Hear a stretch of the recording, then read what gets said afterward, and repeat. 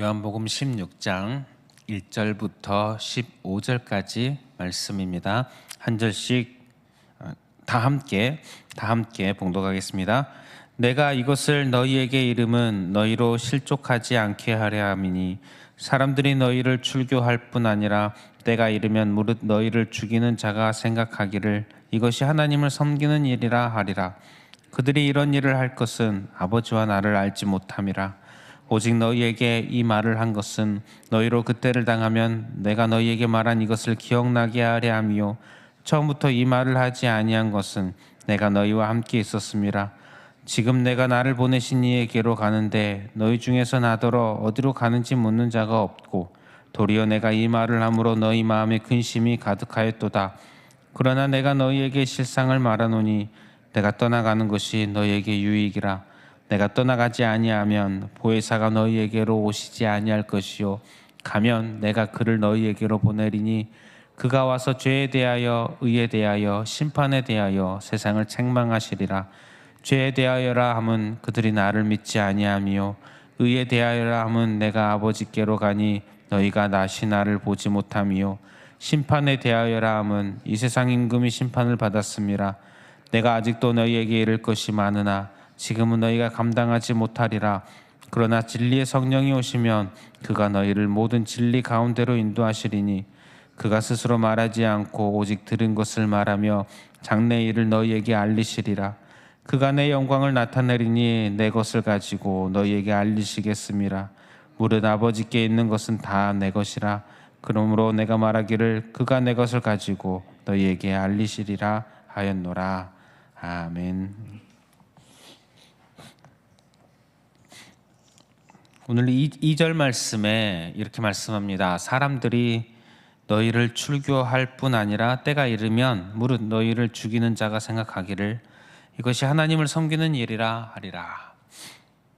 때가 되면, 예수님이 죽으시고 나면, 그리고 때가 되면 사람들이 너희를 출교시킬 거다라고 이야기해 주시고 사람들이 너희를 잡아서 죽일 것이다 말하고 계십니다. 그리고 그 사람들은 자신들이 하는 일을 나쁜 일이라고 생각하지 않습니다. 하나님을 섬기는 일, 즉 거룩하고 훌륭한 일인 것이죠.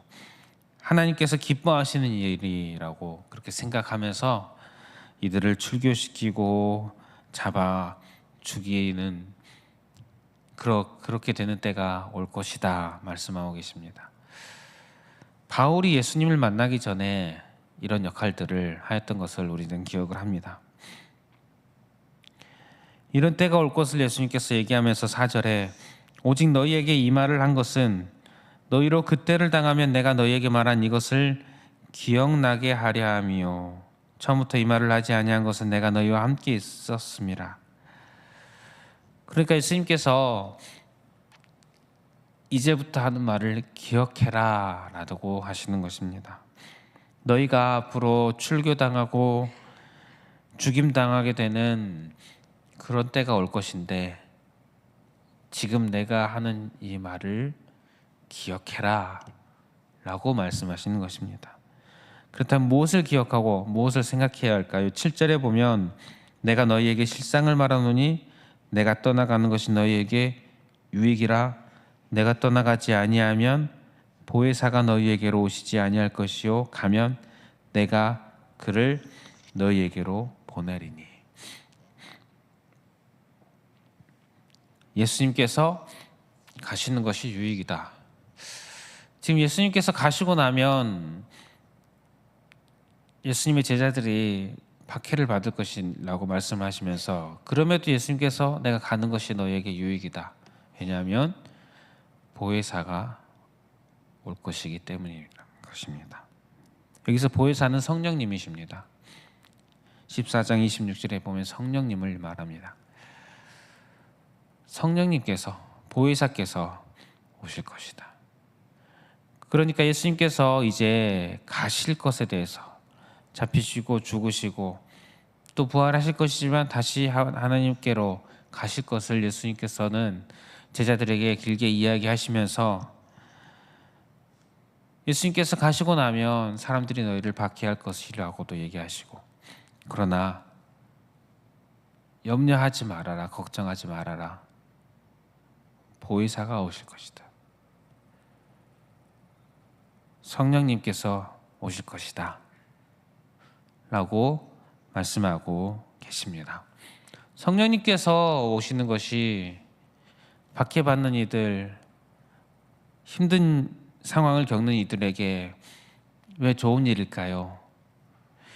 성령님께서 오시면 무엇을 하시는 것일까요? 8절에 보면 이렇게 말합니다. 그가 와서 죄에 대하여, 의에 대하여, 심판에 대하여 세상을 책망하시리라. 보혜사이신 성령님께서 죄, 의, 심판에 대하여 세상을 책망하신다. 이 책망하신다는 말은 잘못된 것을 드러내는 것, 그리고 드러내서 어떤 잘못이다라고 지적하고 유죄를 선고하는 그런 것을 말합니다. 죄에 대하여라 하면 그들이 나를 믿지 아니하며, 죄가 무엇입니까? 예수님을 믿지 않는 것입니다. 예수님을 믿지 않는 것, 그것이 죄다. 죄라는 것을 성령님께서 드러내시고 그것이 죄다라고 선고하실 것이다, 선포하실 것이다. 10절엔 의에 대하여라 함은 내가 아버지께로 가니 너희가 다시 나를 보지 못하며, 즉 의는 예수님이십니다. 이 세상에는 의가 없습니다. 예수님의 의입니다. 예수님의 의이시고 예수님의 의의 기준입니다. 그리고 11절에 심판에 대하여라 함은 이 세상 임금이 심판을 받았습니다. 여기서 이 세상 임금은 사탄을 말하는 것으로 보입니다. 이 악한 영이 심판을 받을 것이다.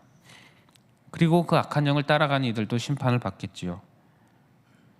즉 성령님께서 오시면 죄에 대해서, 의에 대해서, 심판에 대해서, 즉 이것들이 죄다, 이것은 죄다, 예수님을 따라가지 않는 것은 죄다, 믿지 않는 것은 죄다, 이렇게 드러내시고 책망하신다는 것입니다.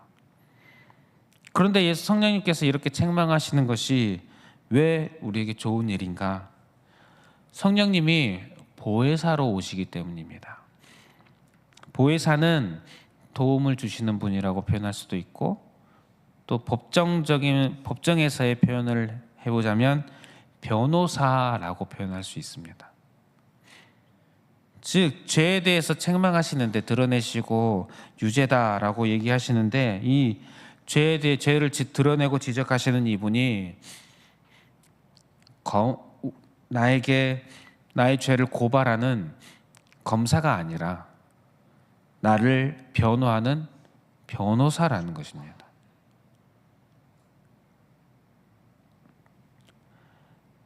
즉 죄에 대해서 검사라면 나의 죄를 드러내는 이유가 무엇입니까? 벌을 주기 위해서.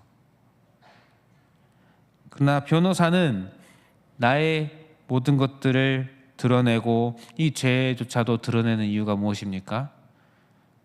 벌을 받지 않게 하기 위해서. 즉 내 죄를 드러내시는데, 내가 죄인임을 깨닫게 하고 선포하게 하시는데, 형벌이 아니라 구원에 이르게 하기 위해서라는 것입니다. 이게 보혜사의 역할입니다.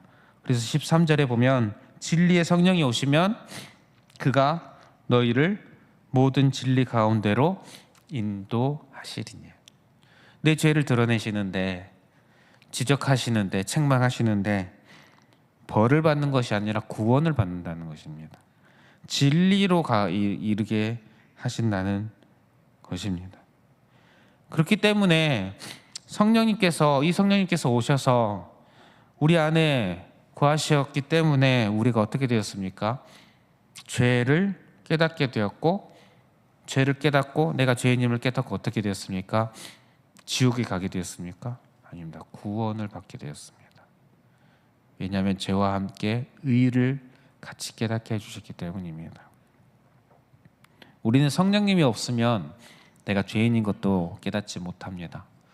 의도 모릅니다. 예수 그리스도를 알 수 없습니다. 영원한 형벌에 이릅니다.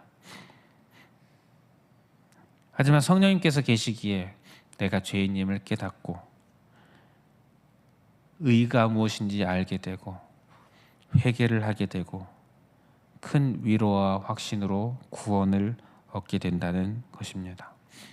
성도 여러분, 성령님께서 계시다는 사실, 성령님께서 나에게 와 주셨다는 사실은 우리에게 정말 커다란 감사요 큰 위로입니다.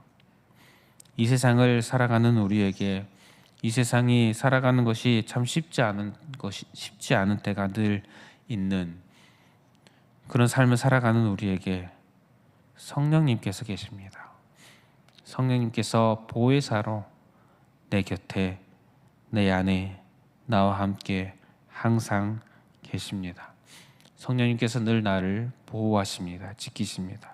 그리고 언제나 나로 하여금 죄를 깨닫게 하시고 의이신 예수님을 깨닫게 하십니다. 그러므로 오늘도 성령님께 감사하며 오늘도 우리가 기대하며 살아갈 수 있습니다. 오늘도 우리 성령 하나님께서 나로 하여금 죄를 깨닫게 해주실 것이고 깨닫게 해주시는 만큼 우리 예수님을 더 깊이 알게 깨닫게 해주실 것입니다. 주께서 성령께서 그렇게 깨닫게 해주시는 그 은혜, 그 기쁨을 누릴 수 있는 기대감을 가지고 살아가는 오늘 하루의 삶을 살아가는 저와 여러분들 되시기를 바랍니다. 우리 말씀을 기억하면서 기도하실 때에 성령 하나님께서 나로 하여금 죄에 대해서, 의에 대해서, 심판에 대해서 오늘도 더욱더 깨닫게 해달라고 기도했으면 좋겠습니다. 이것을 깨닫고 우리가 구원을 얻었는데 오늘도 더 깊이 깨닫게 해달라고 기도하시고 또 예수님을 더욱 알게 하여 주시옵소서. 우리 이렇게 기도하였으면 좋겠습니다. 그리고 주어진 기도 제목들 가지고 기도하시고 개인의 기도 제목으로 기도하겠습니다.